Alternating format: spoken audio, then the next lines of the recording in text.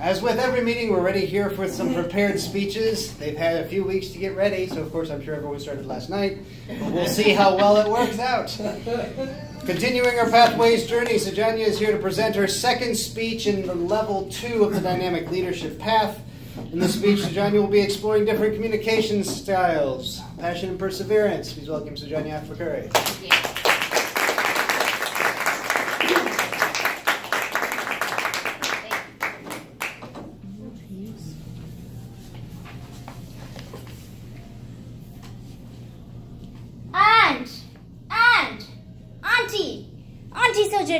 Auntie Sujanya. Winter break means family reunions. And that means in-laws, cousins, nieces, nephews, kids swarming around all the place. I currently have about half a dozen nieces and nephews pulling me in every which way. The little ones are having the time of their life, eating Doritos for breakfast, popsicles for lunch, and watching movies, playing video games, staying up way past their bedtime. But the oldest one of all, Shri, she has been here a couple times as a guest. She is bogged down in her books. She's barely lifting her chin up from her computer screen. With puffy eyes and sunken cheeks, she's been heads down for weeks now. You know why? Because she's a senior in Seminole High and it's time for college apps.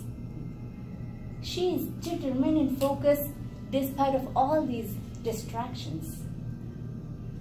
And that got me thinking, how does she know to do this? How are some of us more focused than others? How are some of us more successful? What determines success? Good morning, fellow Toastmasters and guests. How do we predict success? An age-old question many scholars have asked.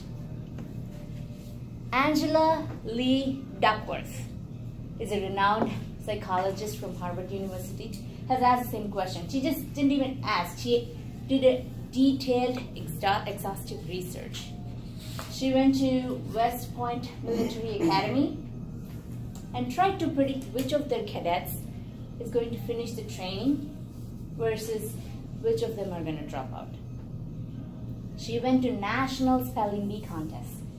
She tries to estimate which of the candidates will advance the farthest and which ones will drop out. And same thing with the rookie teachers in rough New York neighborhoods. Which of them are going to stick around until the end of the school year versus which of them are just going to give up.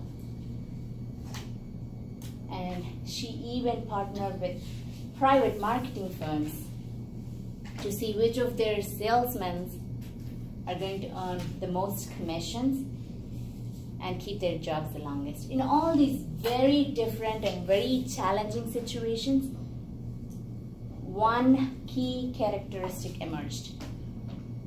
It's not their physical health, it's not their IQ, it's not the good looks, it's not the social skills, but it is grit. What is grit? Grit is passion and perseverance. Grit is sticking with your goals long term. Not just for a week, not just for a month, but for years together. Grit is having that stamina to not give up.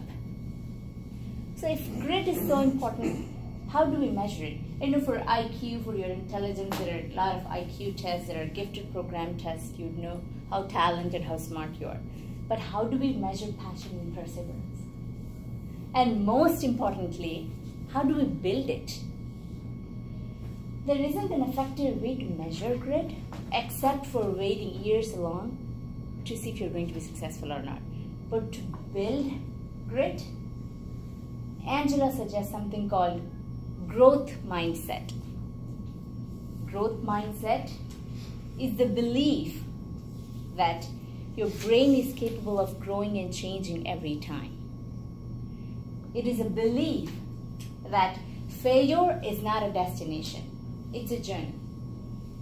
you teach ourselves and our kids that the mind is capable of changing and growing, we see failure is not as a stopping point, but a stepping stone to that next level.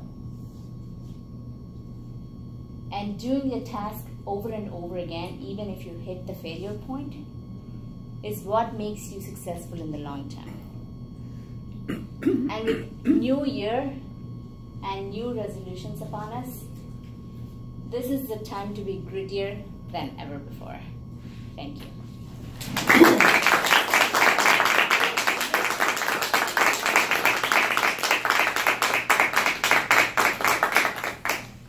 The timer will give us 1 minute on the clock. Everyone provide your written feedback for Sujanya.